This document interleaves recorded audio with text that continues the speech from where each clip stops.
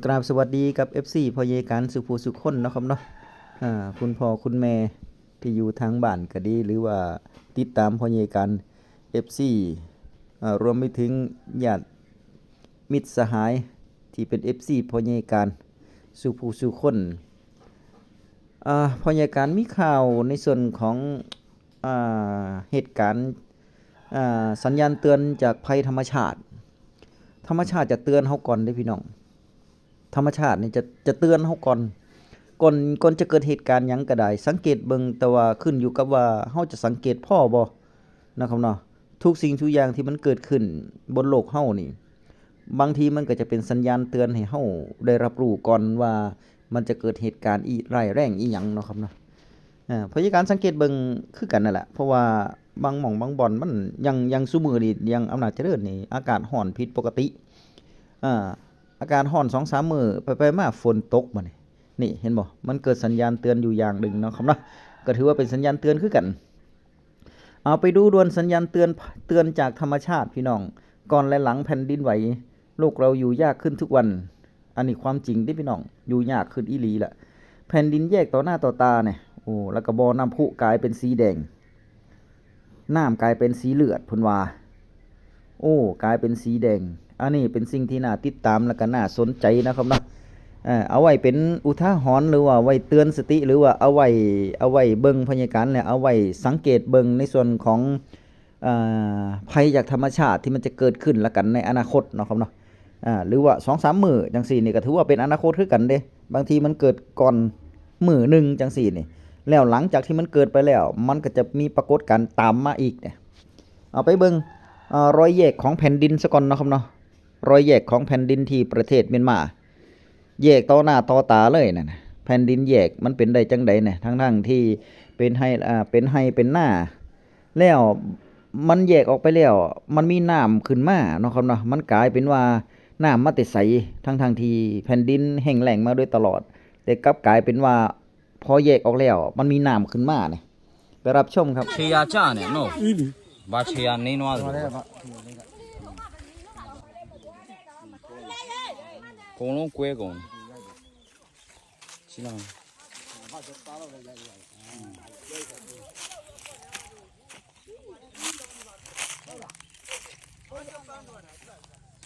အကုန်ကြိုးကုန်တာနဲ့တူတယ်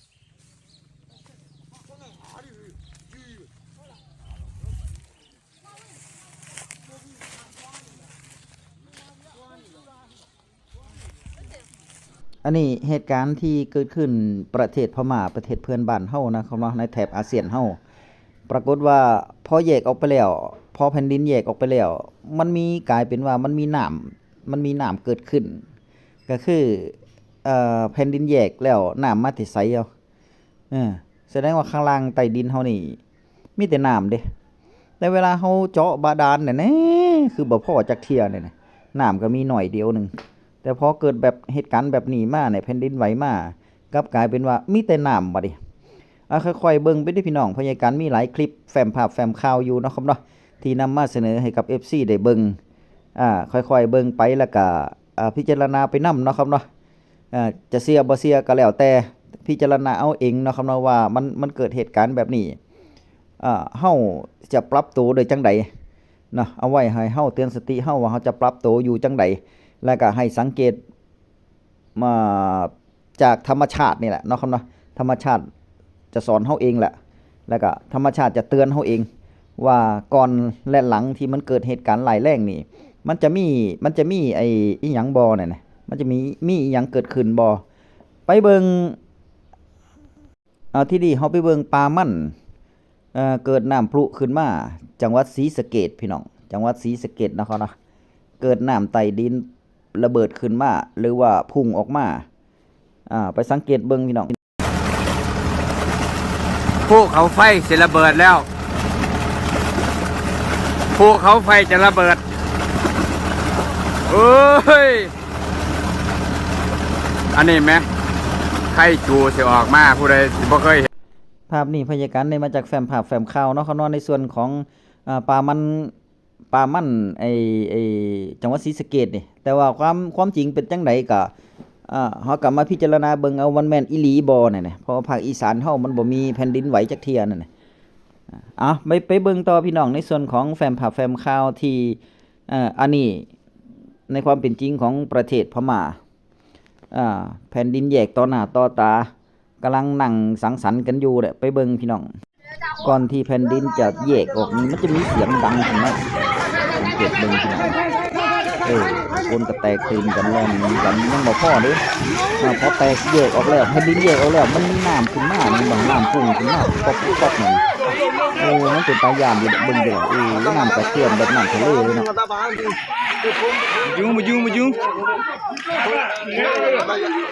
မကျူးလို့ထားနေ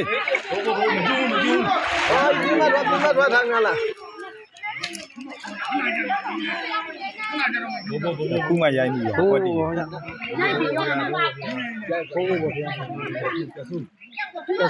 ကဆူမင်းတို့တွေ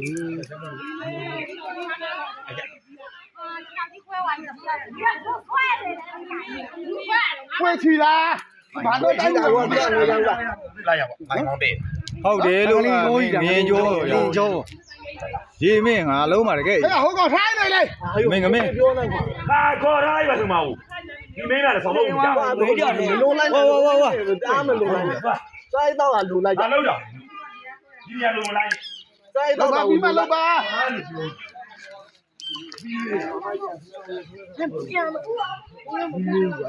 ကြံအောင်ပါ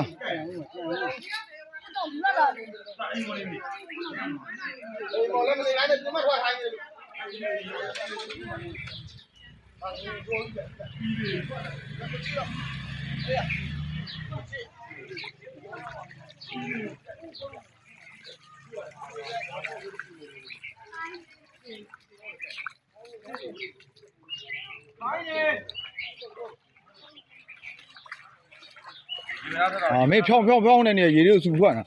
ရိုက်မိသွားပြီပြီးသွားပြီခုမှတော့တိတ်သွားတယ်လှုပ်လို့ခဲ့တယ်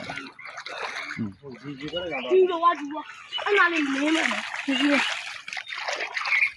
ဝါဒါဟိုအောက်ကရေတဲဆက်တွေဟုတ်အဲ့အိမ်ဝင်းနေရလေ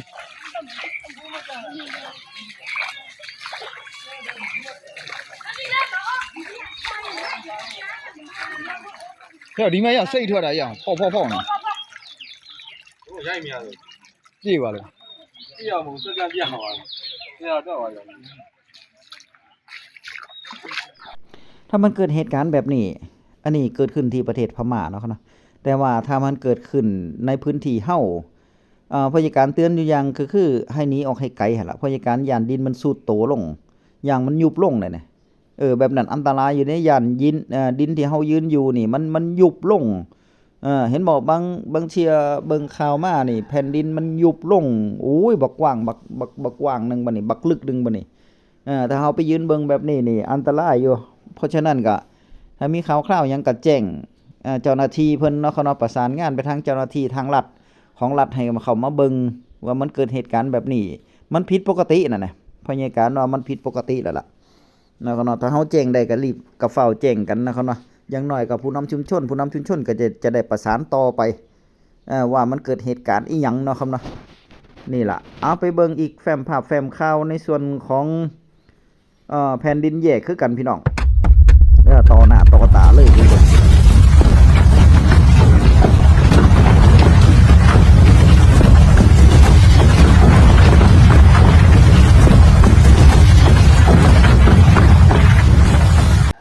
ถึงแม้ว่ามันจะเป็นคลิปสั้นๆแต่ว่ามันก็เป็นตาย่านเด้มันเสียงมันมีเสียงพร้อมเด้เสียงเหมือนเครื่องจักรกลเลยน่ะเครื่องจักรกลในโรงงานจังซี่หรือว่าเครื่องจักรกลหนักที่เฮ็ดงานก่อสร้างเนี่ยดังลุบลับมันลั่นมันหยังเนี่ยนะพี่น้องเพราะฉะนั้นก็ให้สังเกตเบิ่งดีๆเด้อคลิปสุดท้ายในส่วนของตัวนี้สำหรับ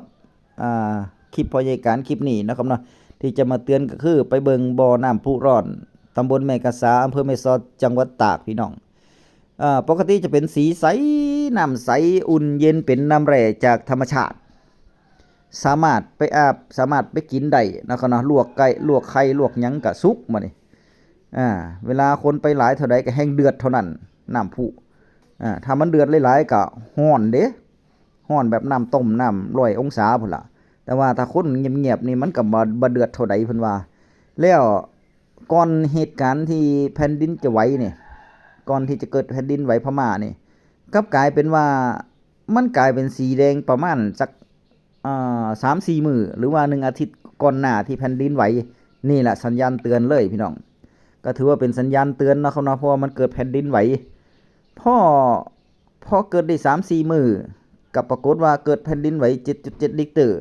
แล้วก็อาฟเตอร์ช็อคตามมาจากน้ำใสๆกลายเป็นน้ำสีแดงเพิ่นเอิ้นว่าหยังแม่น้ำสีเลือดนะพี่น้องอันนี้ก็น่ากลัวเป็นตาย้านน่ากลัวได้แบบนี้แล้วบ่สามารถที่จะลงเล่นลงกินได้เนาะครับเนาะเอาไปกินก็บ่ได้ลงเล่นก็บ่ได้นี่ล่ะอันตรายบ่ฮู้ว่าน้ำสีแดงนี่มาจากอีหยังนี่แล้วมันเบิ่งก็เป็นตาย้านนำเนี่ยเนาะครับเนาะเอาไปเบิ่งครับมีการบรรยายภาพอยู่นี่ก็เป็นน้ำพุร้อนที่บ้านแม่กษาตำบลแม่กษาอำเภอแม่สอดจังหวัดตากนะครับ ก็หลังจากที่เมื่อวานนี้ได้เกิดเหตุแผ่นดินไหวกว่า7 จุดกว่าริกเตอร์นะครับ ซึ่งค่อนข้างรุนแรงนะครับ ก็ทำให้น้ำตกน้ำพุร้อนแม่กษาเป็นอีกจุดหนึ่งนะครับที่มีความเปลี่ยนแปลงโดยเฉพาะน้ำนะครับเป็นสีแดงนะครับ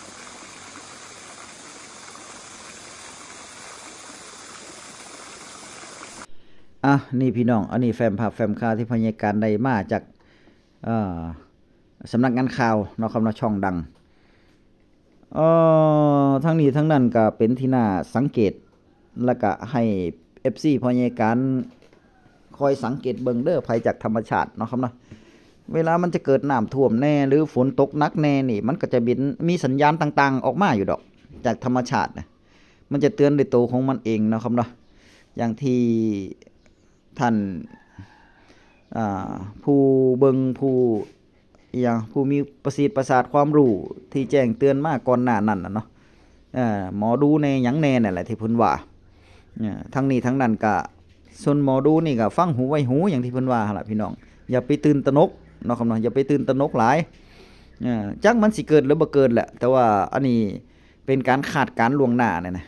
บางเที่ยมันก็บ่เกิดแต่ว่าเห็นผู้เฒ่าบางคนเพิ่นก็ว่าเบิ่งมดเด้อว่าซั่นถ้ามดมันใหญ่เข้าใหญ่ของหรือว่าพวกปวกพวกหยังนี่มันใหญ่เข้าใหญ่ของลึมขึ้นที่สูงนี่ก็แสดงว่าฝนสิตกหนักว่าซั่นเพิ่นว่าละแงนเบิ่งท้องฟ้าบางเที่ยก็เห็นพวกจำพวกนกเนาะบินหนีกันหรือว่าบินไปหาว่องอยู่ใหม่หรือว่ามันอีหยังมันบินกันเป็นหมู่มันบินหลายน่ะนะมันบินหลายหรือว่าเกิดจากเวลาเฮาเปิดกลางคืนมาเปิดไฟเปิดหยังนี่แมลงมันมาหลายจังซี่นี่เพิ่นว่าสัญญาณเตือนจากภัยธรรมชาติคือกันอาจจะฝนตกหนัก2-3 มื้อหรือว่าจะมีฝนตกจังซี่นี่เนาะครับเนาะอันนี้ก็ถือว่าเป็นสัญญาณเตือนอยู่อย่างนึงบางเที่ยก็เบิ่งต้นไม้เห็นบ่ต้นบักม่วงต้นบะนุนต้นหมากไม้เฮานี่มันออกดอกออกหยังหลายต้นบักคงบักขามนี่มันออกหลายหรือว่ามันบ่ออกเลยนี่อันนี้ก็สามารถที่จะทำนายในส่วนของฟ้าฝนได้เด้อว่าปีนี้ฝนจะดีบ่หรือบ่ดีนั่นน่ะอันนี้ก็เป็นความเห็นที่ผู้เฒ่าเนาะครับเนาะเพิ่นจะคอยบอกเฮาอยู่ตลอดเวลาว่าฟ้าฝนดีเบิ่งต้นบักไม้ติล่ะมันออกดกดีหรือว่ามันบ่ออกจังซี่นี่หรือว่าที่พยาการเคยเบิ่งไว้ได้ศึกษามาก็คือต้นงวงช้างเด้อพี่น้องต้นงวงช้างหรือว่าหญ้าหวายจังซี่นี่หญ้าหวายนี่มันมีข้อจักข้อนั่นน่ะหรือว่าต้นงวงช้างจังซี่นี่มันออกดอกบ่ฝนฟ้าจะดีปานใดน่ะอันนั้นก็เป็นตาสังเกตเบิ่งอยู่เนาะในส่วนของธรรมชาติเตือนธรรมชาติก็ถือว่าเป็นคลิปนึงที่เป็นเกร็ดความรู้แล้วกันนะเป็นที่พยาการได้นำมาเสนอให้กับ FC พยาการได้เบิ่งเสียหูไว้หูพี่น้องทั้งนี้ทั้งนั้นนะครับเนาะทำมาหากินกันต่อไปคลิปหน้าพอกันใหม่สวัสดีครับ